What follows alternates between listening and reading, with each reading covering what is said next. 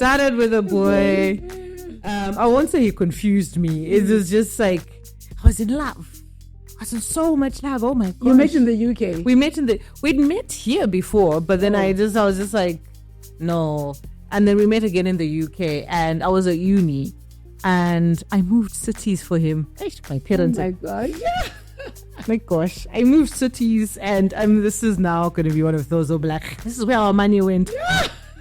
Because I was like, I need to transfer and go to Luton because they have a better course and everything. I'm so sorry. And you left the one that you had got to. Yes. Oh my gosh. To follow a boy. Those who do for boys. And follow a boy, which is why, Rosie, don't do it. I'll find you. And then I went there, and then I got lost in it. I got lost in the work and the boy, and the next thing I know, I'm pregnant. And I was just like, oh. Or you stay in res, or you just moved and you just moved? Res? For who? No, I was staying with him. Oh my God. Yes, I was staying with him. Oh, my dad is going to kill me.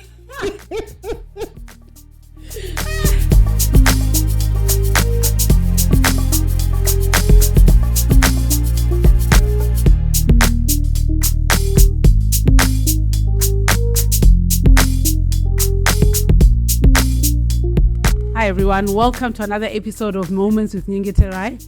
I'm really excited to be back with you this week, and a lot has been happening in the background in this community. We've got a lot of exciting things that we'll be bringing to you, things that you've been asking for, and wow, I can't wait to tell you, but very, very soon we'll be able to tell you. So stay tuned, and please subscribe, share, and just continue to send those comments that you're sending, the ideas and everything. I really enjoy reading your comments. So today I've got another exciting guest. Well, I know her as Amard, but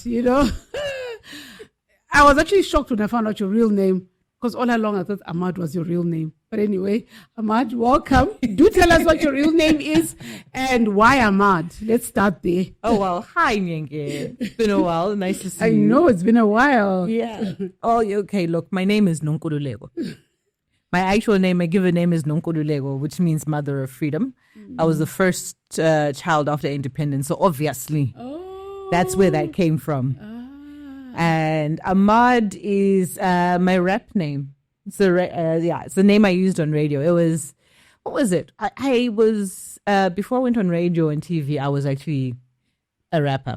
So we're trying to find a way, a name that was cool, because, saying Nonkululeko is not going to be, it didn't feel cool at the time. So Amard is drama backwards. Oh, yeah. Oh, wow. Yeah. I never thought about it. Yeah, Amard is drama backwards, so turning a negative into a positive. That's why Amard. Were you drama? I mean, why? I think not. Yeah. Some people would say otherwise, but I was a little bit outspoken. Still am a little bit outspoken, but yes, trying to make it more positive, as opposed to, drama is not always a bad thing. No, It's entertaining. Yeah, and I actually think it's good. Because I think when people are fake, it gets boring. It does. Yeah. It does. So take me back to how you grew up. Where did you grow up? How were you, what number are you as a child? How did your childhood affect who you are now, or your career, the career that you took? Well, I was born in Bulawayo. I don't remember much because we left when I was a baby. And then grew up in Harare for 10 years. Then moved to Gweru, where my family still is up until now. Philip Blue, when you were very, very young. I think I was like a couple months. Oh, okay. I don't even remember anything. Yeah, so I was Harare girl, basically. Yeah. But now I like to say I'm a Gweru person, because that's where I did most of my formative years. I am 6 of 7, the 7 of us. Wow. Yes, I'm the youngest girl. Wow. So I always felt like I had to be the most outspoken, but I was kind of reserved growing up, because when there's like 7 people in the household, everyone is fighting to be heard. So I always just be like, I don't have the time or the effort. So I'd always be the one in my room making things. I was very creative, dyeing my hair red. that was when you look back now. It's like, I now understand why a lot of people, like even in my family, like you were just always an enigma growing up. So I was very quiet. But I think that was a good thing because it allowed me to get to know who I am and to grow by myself into the person that I am now, as opposed to trying to be like my sisters or like my brothers. So that's pretty much me. Wow. Number 6 of 7. Mm-hmm. Sure. So when you were born, like, as you were growing up and you had all these other 5 siblings, did you ever feel like lost in there, or you kind of like found your place? I think I liked being invisible. I always called myself the invisible child. If I always thought in my mind that if there was a trip to be had, I'd always be the one. They'd be like, oh, but that's that type of situation. So it's lost, not necessarily. I liked being invisible. Didn't help me all the time, but it was very okay for me. It was very okay for me. It allowed me to just grow. Mm-hmm. And throughout high school, did it, like having a big family, did it affect how you interacted with other people at high school, or? It allowed me to be able to deal with people with different characters, because when you're in your household with 6 other siblings, plus your parents, plus relatives that are always there all the time, you're able to just say, okay, person is like this. It's easier for you to be able to manage people, and to be able to interact with all sorts of people as well. So that was because when I was at home, I'd always sit back and observe. So that's something that I do at first. So people think that I'm either stush or they think I'm and I am shy. I am shy. Really? I am shy. I am shy. Because I'll sit back and I will observe first before I jump in there. Because it's easy to just have perceptions about people without actually knowing them. So sitting back and just observing how they are first, that's something that I learned from being in that big family of mine. Mm-hmm. So would you say you're an extrovert or an introvert? I'm an introverted extrovert. Okay. Yes. Explain that. You don't just use terms that you pick up on social media. Introverted. Look, I like being at home. I like my solitude. If you call me whatever day, I'm usually at home. But when need be, if I am in a crowd, if I am among people, I'll be very sociable. I won't slink into the background. But I do like my solitude. And there's something that I once read about Larry King. People always used to think that, oh no, he must be very extroverted. But he's like, when all the cameras are done and everything, I just want to go home and be quiet, and then that's it. And yeah, that's the type of thing. That's the kind of person I am. I feel like everyone is like that. I think so. It can't be one thing. Yeah, I really do think, because I think for a very long time, I really thought I was an extrovert. Only because when there are people around, when I'm around, I can talk and everything. But I actually just like to be quiet. Yeah. A quiet space, have my book and read. But I think a lot of people don't really understand that. So it was only until I did this test, I actually went for the test, I realized, I am actually an introvert. I'm not really, I look like an extrovert, but no, I am an introvert. I like my time alone. Sometimes I don't have enough social bandwidth. When it can be taxing. Yeah, so I really like that quiet time. It also helps me to reflect a lot, True. So yeah, I think when you grow up, you kind of like you do, and I think that's even why I even try to separate Amard from Nonku, because Nonku is very, I'm at home, I'm sitting, like I'll be cooking, I'll be baking. Right now, I'll be being a mother again, and being Amard is I'm loud, I'm out there, I'm shiny and on the stages and doing all of this, that, the other. But that's not who I am all the time. Yeah. So it is a bit of a Sasha Fierce thing that I do. Oh, I like that. I think it's important to have kind of like those identities, as long as you're clear about them. True. Like which one? Because I think then some people get lost in either they'll get lost in the one. Exactly. And then they'll fake the other one. So I think it's nice when you know. Exactly. And it's not schizophrenia as well. It's just understanding that there's different facets to my personality. Nonku doesn't always work in that situation. Amard doesn't always work in certain situations. So it's just being able to it's what do they call it? Being able to technology. My brain is fuzz right now. But it's no, I get it. I'm menopause brain these days, so I'll get into a room and then I'll think I'm coming to get something and I forget. Yeah. Or a word will come, then by the time I want to say it, I've forgotten. So I get you. I think right now with me, if it's not diapers and other things, it's just, I forget about it. But it's just being able to just understand what personality works in which social circle. When you moved from Harare to Gweru, I mean, you're coming from a big city and you're going to a small, how did you like acclimatize? Did you struggle to make friends? I mean, any pivotal things that happened in your life at that time that probably maybe shaped to become the woman that you are today? Well, luckily I was 10 when we moved. I was 10 and it was exciting because it was a big city. I'm doing something. It felt like to me the most exciting thing that had happened to me at the time. Because we're moving from Harare, at that age as well, I hadn't really gone into the streets and not known what was happening. So for me, it was exciting. It didn't feel like a small town at the time. It still really did feel like the city of progress. So waiting for that to happen. But making friends was easy. Making friends was easy. Also, I didn't really rush into it because I had my siblings there as well. Oh, yeah. And we had the adjusting that we needed to do. So it was okay. Starting school there as well was nice. It was the same kind of situation going from Courtney Salute to CJR. And everyone was friendlier. I didn't really, at that age, I didn't have any awareness of self. So it was just, I'm just going to school. I'm just doing this. And then you grow into certain things. So it wasn't really, I wouldn't say it shaped anything at that stage. I think my major shapings might have been maybe more my teenage years as opposed to when we moved to Gweru. Okay, talk to me about your teenage years, how they shaped you. Sure. Now, moving from a small city, then I went to high school. I was at Watershed. So, I mean, in Gweru, everyone is the same. It's just, we walk to everywhere we're going. And then now I'm now properly interacting with people from different social settings.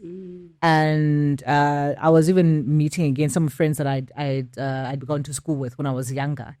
And they seemed more like bavusile, like bakavurika brain and everything. I seemed like a Tembi comes to town. I really did seem like I was a small town girl at that time. And I remember getting a lot of attention. Like really getting a lot of attention. That's when I kind of realized certain things about myself. When I say getting a lot of attention, I mean from the guys. Okay. Yes. I had this bob. I remember this bob, yes, with braids. It was so cute. And it was getting all this attention. For me, it was weird because it's like, I'm just me. And I was a tomboy for the longest time. So it's like, what is going on here? Yeah, that was a weird time being there at Watershed, but it was fun.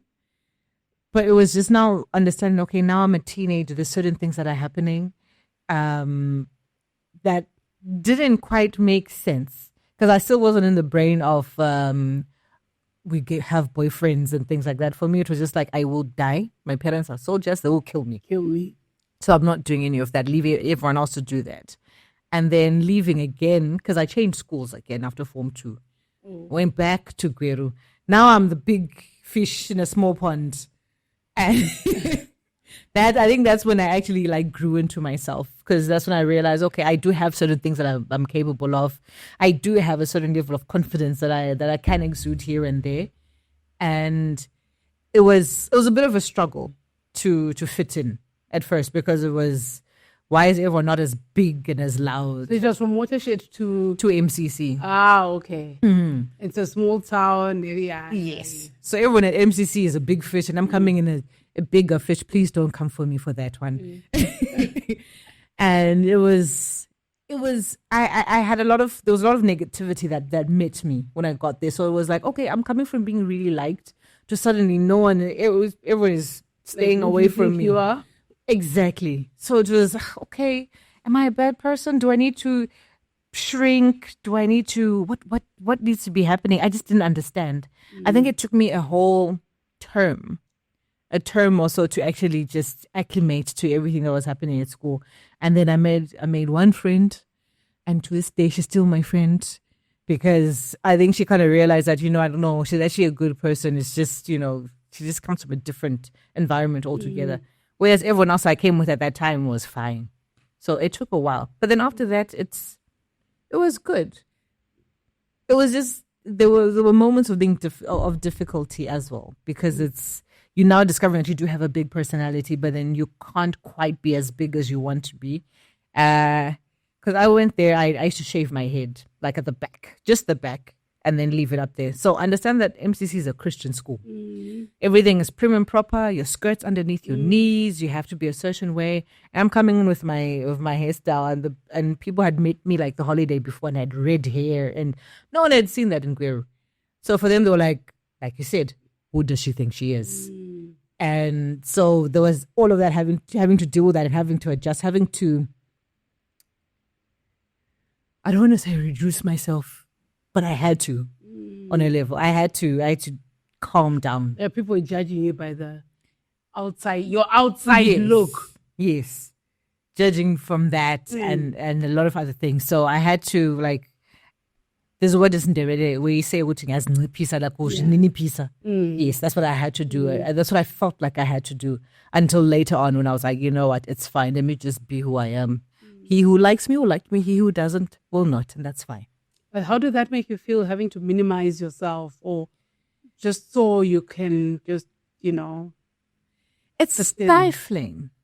It's really stifling. You feel like you're in a box, and it's not a feeling that has gone away.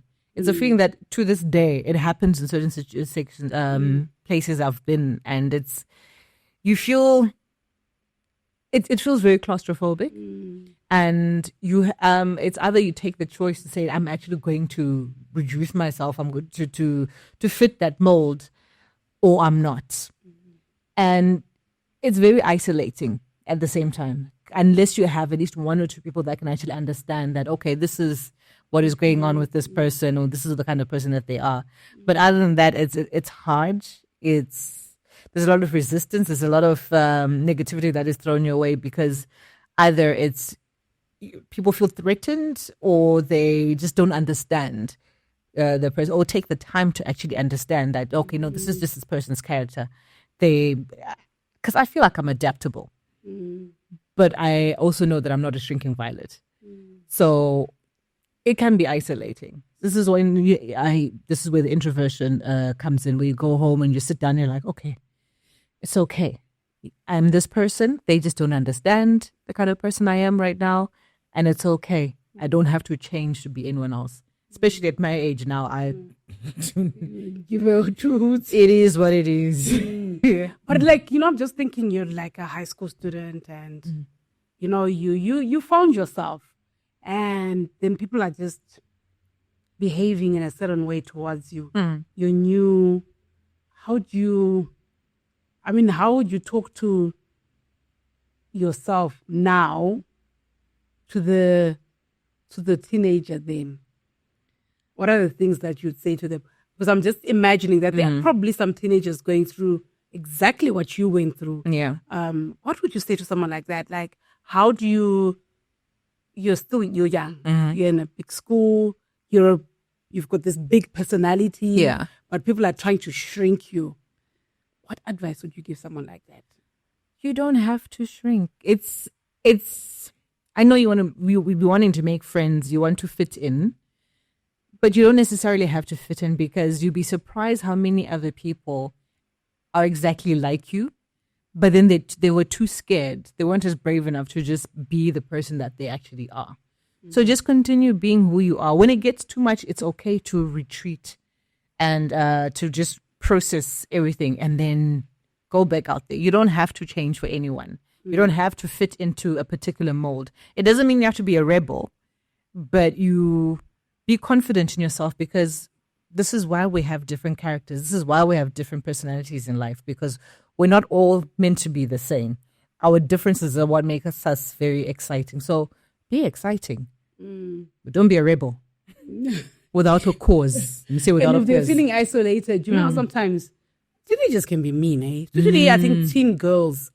I think teen girls can be really mean. I don't know about boys, but I think that teen girls, from my experience, I think can really be mean. Yeah. You know? So if they're feeling isolated and maybe they don't have siblings, at least you had siblings at home, how can they go about? Find someone to talk to. It might not even be someone who's your age. Find someone you can talk to, and also just listen to the conversation that you're having with this person, because sometimes people can be a bit judgy. If you go for speak to someone older, it might be like, no, but type of situation. Find someone who won't judge you. I know that now there's a lot of guidance counselors in schools. They're there to actually listen. They're not there to be, they're not uncool.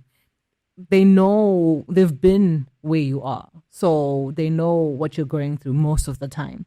Just find someone to talk to. If not someone older, find someone, a peer. There's always going to be someone to talk to. But if you keep it to yourself and think that no one is listening, it could even be the grounds person at the school that could actually listen to and advise you. Talking really does help. Talking really helps. Okay. So now you're in Gweru, finished at MSc, then how did you get back to Harare, and how did you get into radio? Sure. There's a lot of in between there. I went to uni. I went to uni in Manchester. I studied journalism and broadcasting. Yes. It was, I remember just even picking the course. Everyone was like, why? I'm like, I was about to say, how, why that? I mean, not at business, that time, yeah. And at that time, you know, people going to the UK were not doing. Or nursing. Yeah, that's what they were saying. So why that? Because I was listening to Radio 3 at the time. That's when Radio 3 was popping. Yes, with Innocent Tumors, the Tishma tests, and all these. And then Radio 3 actually came to, it was just Peter Johns, all of them. And then Radio 3 came to Gweru. There was a time they were in Gweru. So we were seeing these people, DJ Munya and them, and we were just like, oh my God. And that's when I used to also like perform, like do, what did I used to call them? Those local talent shows and stuff. I used to go and like lip sync shows and stuff like that. I wasn't lip syncing mine. Oh, you used to rap? I used to actually rap. Wow. I used to lip sync and dance. Oh my gosh, yes, so good those times. Small towns used to have a lot of those talent shows. Every single weekend. Every single weekend. It was so great. And then I was like, it excited me. I felt like it spoke to an Amard that I didn't know yet. So I was like, okay, look, it would be nice to do this. This is what I want to do. I wanted to be on radio. This is when I would have been, 17, 18? Wow. Like, I want to be on radio. And then time to pick for university degree, I was like, journalism, broadcasting. I didn't even pick anything business related, anything. No, I wanted journalism and broadcasting. And I'm very grateful to my parents for letting me do that. Yeah, it's really because I'm thinking that time, parents are not that open-minded, you know? Yeah. Yeah, so I'd like to think that all my craziness for them, it makes sense now. So went and I did journalism and broadcasting, and then I came back to Zim. What made you come back? With my daughter. I had a baby. Yes. Fun times. Brought back, more than just the piece of paper. And it will go back there, but continue. And then I came back, and at that time I came back 2006. So that was a culture shock for me. And how old were you now? I was now 24. And I'm coming from going to the supermarket at midnight and getting what I want to carrying a baby on my back with 20 liters of water, where there's no electricity. Remember Zimbabwe back in those days? That was a horrible time. And I came back. I was supposed to go back. Things didn't work out. Ended up having to get divorced. And then it was like, okay, I can't just sit and just eat my parents, live off my parents. I need to work. I need to do something. I need to be a mother to this child. So I started looking for a job. And at that time, I didn't want to work. There weren't many opportunities to be in the media. So then, I wanted to make real money. So I ended up going to Bulawayo. I left my daughter with my parents. Went to Bulawayo and I started working in insurance. Was there for 11 years. And then transferred to Harare. Then Harare again was the bright lights. And then that's when I started meeting more artsy people. And that's when Amard was born. That's when Amard was born, and I had the opportunity to stay in the same complex as Tony Friday, and luckily, and our daughters are the exact same ages, and they were best friends. So they're always playing together, and I was still, I think at that time I was working at an immigration company. I've done so much, and it wasn't working out for me. And then one day he called me and he's like, we're looking for people at ZFM. Would you want to come and do a demo? I'm like, yeah. Went and I did the demo, and then I ended up on the rush on drive time. So full circle. Wow. Full circle. And I was there for 5 years. And you loved it. It was great. It was fun. It felt like me. I didn't have to pretend to be anyone else. And when I was there, I made it a point to be as authentic as possible. Because for me, I was thinking, okay, I've got my daughter who's watching me go on radio, and I want to be a good role model. I want her to be able to say, okay, fine, that's my mother. Yes, she's amazing. She's doing what she wants. And, and also understanding that there's other little girls who are looking at me. So I wanted to have I wanted them to have a certain perception of me so that they could at least try to model themselves in a particular way.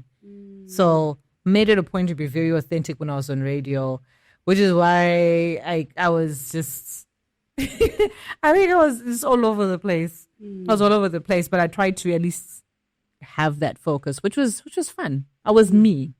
I was me at that time. Mm-hmm. Wow. Let's go back to going to Manchester to win the UK with a baby. Take me back there. Hey, what happened? And tell me your parents. And I can remember, because I've got kids who are at uni now. So I know your parents' reaction and how that kind of like also helped. Because I just believe that everything that happens in life kind of like teaches you a lesson, which kind of like shapes you. So I don't know how that period in your life, how you got there and how it shaped you. As it always started with a boy. Started with a boy. I won't say he confused me. It was just like, I was in love. I was in so much love. Oh my God. You met in the UK. We'd met here before, but then I was just like, no. And then we met again in the UK, and I was at uni, and I moved cities for him. My parents. Oh my gosh. My gosh. I moved cities, and this is now going to be one of those like, this is where our money went. Because I was like, I need to transfer and go to Luton because they have a better course and everything. I'm so sorry. And you left the one that you had got to. Yes. Oh my gosh. To follow a boy. Those who do for boys. And follow a boy, which is why, Rosie, don't do it. I'll find you. And then I went there, and then I got lost in it. I got lost in the work and the boy, and the next thing I know, I'm pregnant. And I was just like, oh. Or you stay in Res, or you just moved and you just moved. Res? For who? No, I was staying with him. Oh my God. Yes, I was staying with him. Oh, my dad is going to kill me. I was staying with him, and then got pregnant, and then I was like, oh my gosh, this is what's happening. And then I told my sister, because my sister is not confidant. I was like, hey, Gaia, something is, don't tell anyone yet until we've sorted things out. The proper way. Could I send someone over? What does my sister do? Runs to my parents. Tells them. So I'm there minding my business, I'm in my first trimester, and I get a message from my dad. He's like, I'm extremely disappointed. That's all he said to me. I'm extremely disappointed. And I was like, about what? Then my mother sent me a message. They didn't call. No. Just WhatsApp. The SMS. There was no WhatsApp at that time. SMS those days. Yes, it was SMS. My mother sends me this long thing. Hey, this is what you wanted. Vele, this is why, what? Other children are going there to learn, and what you are busy bringing babies. And I was like, oh, that's why he's extremely disappointed. And I just froze. I froze. I was like, Do I text them? Do I call my sister and say, how far? How could you? How could you be this person? And it was, luckily enough, my ex-husband's family they were my family. They are still my family like that. So they were there. They're like, no, don't worry about it. We'll sort it out. You'll finish school. And that happened. Then I came back home. And you graduated? Yes. Okay. I came back home and I remember getting home. My brother picked me up from the airport, drove all the way to Gweru. You told your parents that you were coming home? Yes, told my parents I was coming home. So I'm there with my little baby there. And then my mother came to the door and she opened the door and I was like, so my mother was a soldier. Both your parents are soldiers? Both my parents are soldiers. Your dad? Yeah. Both my parents are soldiers. I don't know, all the time I thought it was just your dad. Ooh, no. Yeah. I think my dad retired before I was old enough to understand. My mother, I felt that my mother was a soldier. And she just opened the door. She just took my baby. She walked into the house and I was just like, that's not good. I get into the house, my uncle, my aunt is there, what, and I'm just like, you've got this whole welcome party waiting for you. But the people that are here to welcome me are the people, and I'm just like, saying, that welcome party, what is going on? Later on, my brother tells me, they decided to come down because your dad was upset and they didn't know what he was going to do to you. And apparently my mother, when she saw my daughter, she melted. Thank Jesus. Because I would have felt all that military training that day. And I never really felt any repercussions after that. It was just like, okay, you came up with a kid. Luckily enough, so it legitimized everything. And it was good from then on. But those first moments were pretty scary. So no matter what you do, please don't go to school and bring back a degree first. Then we can talk about kids. So, yeah. But that trip, like when you got there, like your dad, how did he treat you? And did it change the kind of relationship that you had or the bond that you had with your parents?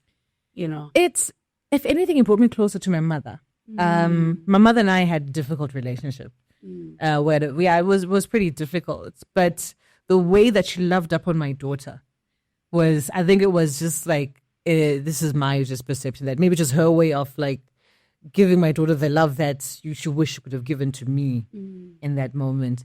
So it was, I got closer with my mother, or my mother got closer with my daughter. And my dad was always working. So, but I'm a daddy's girl.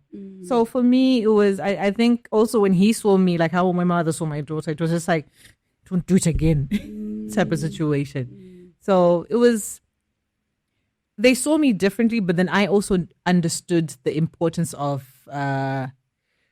how much work they put into getting me to go to the UK, because then it was not an easy thing to go to the UK. Still not an easy thing. Still, especially when you consider international school fees and because look, I went there, my parents just paid for tuition and res for the year. I had to take care of my own food. I had to take care of things.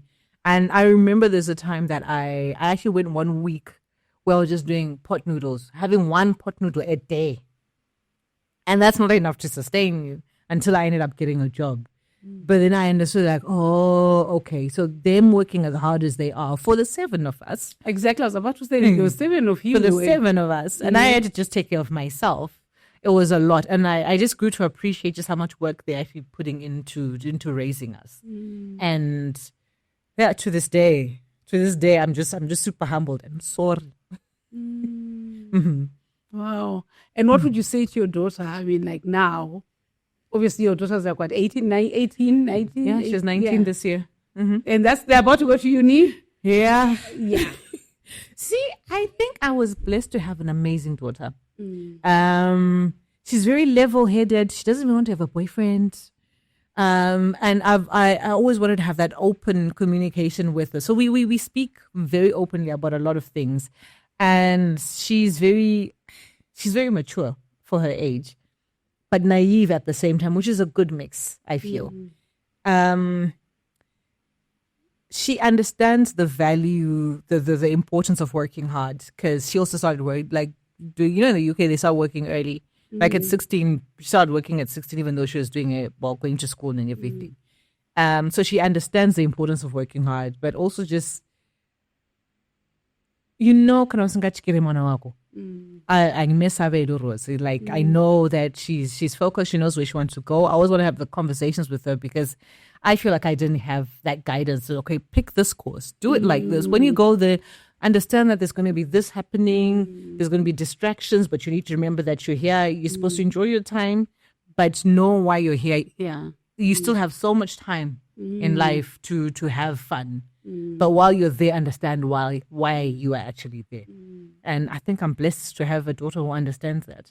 Do you think what you went through shaped a lot of the kind of parent you became? Definitely. Because I always wanted to have that really close relationship with my mother, where I go and tell her, Mom, I've got a boyfriend or something. The only time I ever had that conversation was I waited until she was really, really sick. Like she was bedridden at the time. And I was like, no, I want to have this relationship. I wanted to sit down. I'm like, Mommy, what do you think about boyfriend? She's like, you want to kill me. I want to kill me. I was like, no, I want to have a conversation. I don't want to be listening to what whoever is saying on the streets there. I want to, because you've been there before. You're my mom. And you're my mom. And there's a Ndebele saying, exactly. Where, like, I ask from you who's because been you've there. you've walked that path. Exactly. So I made it a point to always be able to talk to my daughter. We have conversations, no matter how difficult they may be. And I always make a point to let her know how loved she is and how proud I am of her. Even if she's proud that she picked up her toy from the floor, that type of thing. That's the kind of relationship that I wish that I had. So instead of me moaning about, I wish it was like this, I was like, let me just do for my daughter what I wish. So everything that I did, that I experienced, has actually shaped how I raised my daughters. So weird to say that. And now, yes, how does it feel like having another daughter after so many years, and being an older mom now? How do you think your parenting has been shaped? Firstly, don't do it. Don't wait 19 years. Don't do it. It's not worth it. I've never felt so much pain in my life. Not just the labor, just the pregnancy, and just, my body had forgotten. But I know now that she's my daughter now, the youngest, is going to have a different mother to the one that Rosie had. I'm more mature. I'm more calmer. I'm not really into jumping speakers. I'm more focused now. So she's going to have a more grounded parent, as opposed to Rosie when I still wanted to discover myself. Because I had Rosie when I was 23. I hadn't lived. So I came back and I lived. I lived my life. So now I'm more grounded. So it's easier for me to understand, okay, and everything. And I'm more focused on her, as opposed to trying to be more focused on me and what I'm missing out, what I missed out on. Because I've lived my life now. Now I'm living for them. I guess that's the difference. But yeah, it was an experience. It was an experience. I was miserable. Hated pregnancy. I am not doing that again. Oh my gosh. I'm not doing that And the labor. Labor was, I think I told myself to forget everything that I knew about labor. And I was blessed enough that Rosie came 3 days before I gave birth. So she was there with me at the labor, not in the labor ward. She was supposed to be, until we started hearing women screaming. And then she was like, and then she started just crying. And I'm like, baby, what's wrong? She's like, Mommy, I don't want you to go through that. And I was like, yeah, I think maybe. Because then I started remembering everything that happens in a labor ward. The stuff coming out of you and everything. And I'm like, my poor child, she won't give me grandchildren if she sees me going through this. So it was an experience. And this time I did without an epidural, natural birth. The toughest 4 hours of my life. Oh, at least it was only 4 hours. Of active labor. Oh, active labor. Of active labor. Oh my God. But I was in labor for 9 hours. Okay. Active labor. I just really thank the ladies that took care of me at Baines, because yay. And also because there were complications. I was supposed to have an emergency Caesar, but then by the time that the doctor got there, I was already fully dilated. I know this. I love talking about labor. I don't know Yeah. why. Fully dilated, so it was like you just have to push. And 3 pushes and number 2 came out, but it was painful. I forgot everything. It was painful. But you forget it all. I always say that, because I remember when I had my first child, then she was big when I had Tatenda. And I was like, I'm not doing this. I remember my mother-in-law and my mom were sitting outside and, the screams and everything. Yeah, they heard all that. And then my husband actually went and said to my mom, I think you better go in because I think she's about to die. I don't know what's going on. It was our first child, Uh-huh. And it was so painful. I even said to my mother-in-law, how did you have 11 of them, By yourself. I asked and I was like, after I had one, I was like, I'm not having another one. I went on to have another 2. Nice. After that, but it's like you forget the pain, especially when you have the baby. When you're holding the baby, it's like, okay, let me try again. So I guess, I don't know how God created. Because if he didn't do that, we wouldn't do it. There'd be one-child policy would not be a law. It would be something that It would be something that you do on your own. We're like, no, I'm not doing this again. But I went there, I went back, I did a second one and a third one. So, yeah, it is. I know, having a baby, but they're so precious. They are so precious. And I think also just having a baby in the right environment for you as well is important. I think because I'm a single mom.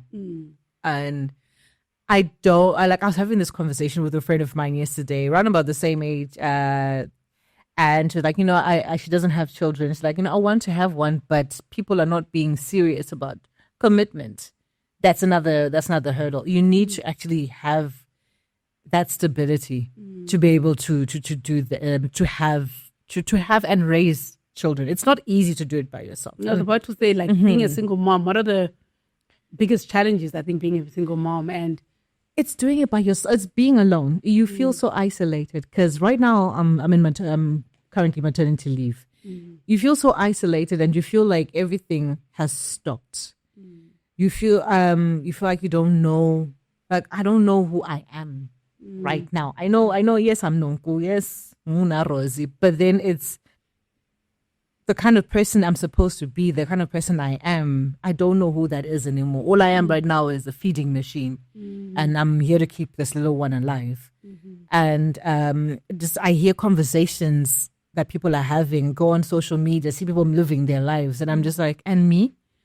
It becomes very difficult. So it's not ideal. It's not ideal.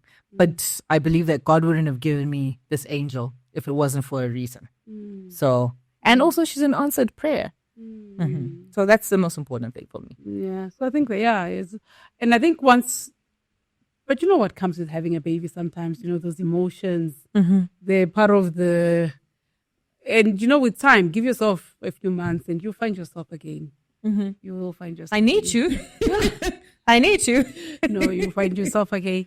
In all this, when you look at your life, when you look at all the ups and downs that you've gone through, what are your biggest 5 lessons?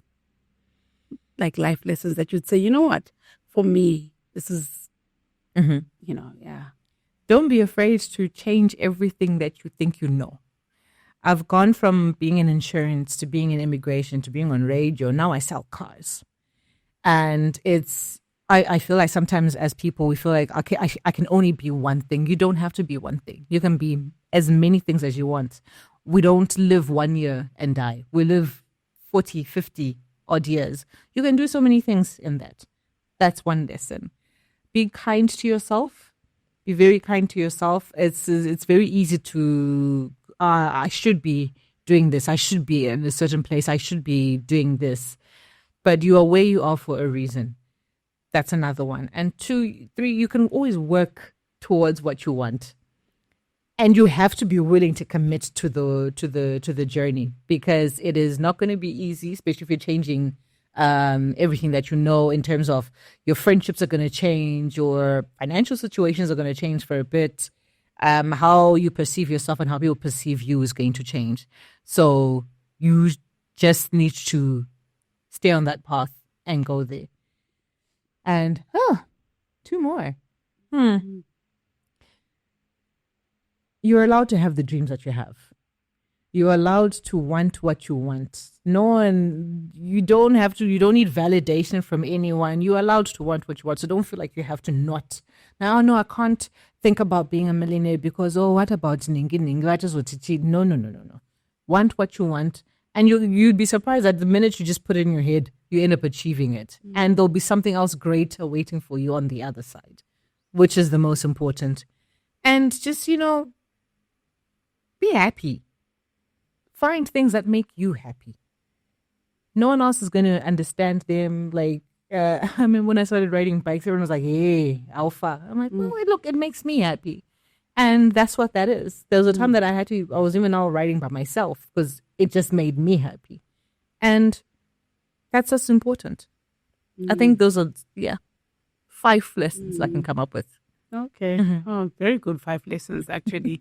Really good. Because I think it's so important that people, as you grow, as you evolve, and especially dreaming. And I think a lot of people come to an age, and I think that's the age that a lot of women are in. Like now, I'm finding a lot of women my age or just below, who are either premenopausal or menopausal, struggling. But I can say we, because a lot of women are lost, kind of like trying to find themselves again. Some of them don't want to dream anymore because they feel like, my children have gone to uni. I've got nothing to live for. My husband, and the husbands have their friends, they've got their drinking buddies, they've got their golf and whatever. And then, because all your life, most of your life, you've been taking the kids to school. Yeah. Now you've done, and now you're lost.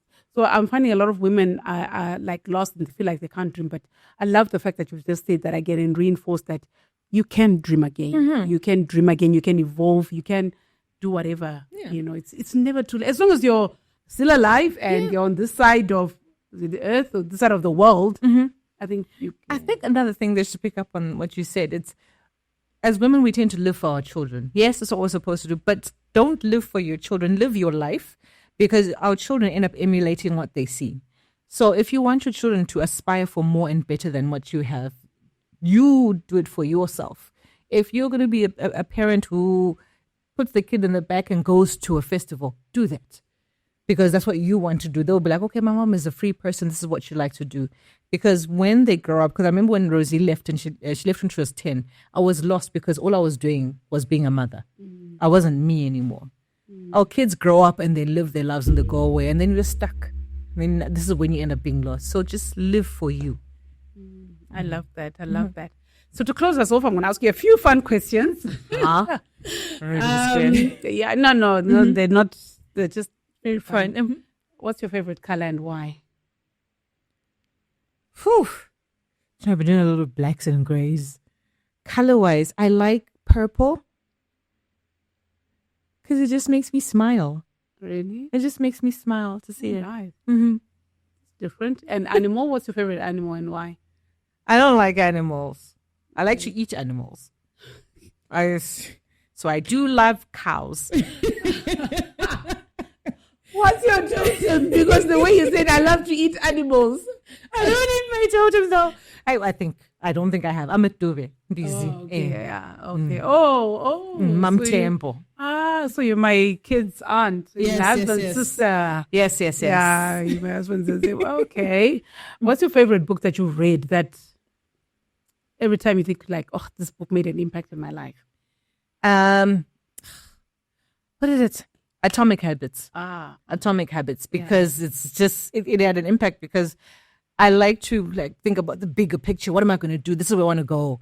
But then the sitting down and making the small decisions, like, okay, this is the little step I need to take to get to where I'm going. That helps me to focus. So I really enjoyed that book. Oh, that's great. And movie? What's your one all-time favorite movie? Look, it's not one. It's a series. Oh, okay. Avengers. You're one of those. Oh my God, I love Avengers. I love it. I love it. It was just fun. It's nice to escape. A bit of escapism is really nice. Like, I know there's no flying man and everything, but it's nice to forget that there's, issues that are happening around you. So I really loved Avengers. I've watched them a million times. And Transformers. I like those things. Those kind of movies. Yes. Okay. I see where your mind is inclined to. Yes. So let's say today is your last day. on earth and you're about to transcend. And what is the one thing that you would say, you know what, I'm now ready to go because I've done what? Oh, they're going to come for me. Getting married. Honestly, that is the one thing that for me, wearing a gown, my dad walking me down the aisle, that for me would be, okay, no, shut now. Now we've done it. Really? Yeah. Getting married. Why? Not for the ceremony or anything, just to, I don't know. After watching my parents being married for 45 years, it's something that I want for myself as well. So even if I was to die after the ceremony, to be like, no, but I was going to push 45 years.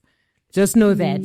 So, and just having that companion, knowing that I'm going to have someone that I'm going to share life with and build with. That for me would be like, okay, cool, because I've already got my 2 angels. That for me would be it. Oh, that's beautiful. So we've packed our bags, we have our passports. We're going to the airport. Where are we flying off to? We are going to Thailand. Oh, wow. We are going to Thailand. We are going to go see the temples. We're going to go into the jungle. We're going to eat all the seafood. Oh, yes. Ever. Yes. We're going to have alcohol. I think because I'm with withdrawal right now, we're having alcohol. And we're going to take lots of pictures. We're going to have lots of memories. We're going to be there for a week. Yes, in a nice hotel that is by the beach, white sandy beaches. We've got someone taking care of the babies. And we're just eating by the pool, in the ocean, the whole time. Wow. I love that picture already, and I'm ready for it. Yes. I'm ready for that trip. It's been amazing having you today. And I just have so many things that I would want to just unpack from our conversation. But I think you've helped a lot of people out there, because I think a lot of young ladies, well, obviously studying overseas, have learned something, but also just the single moms as well. And I think even us who are married, and I love these conversations that I have with people, because I always go away with new things, with more of an open mind, you know. And thank you for taking time to just come out and just talk to my audience.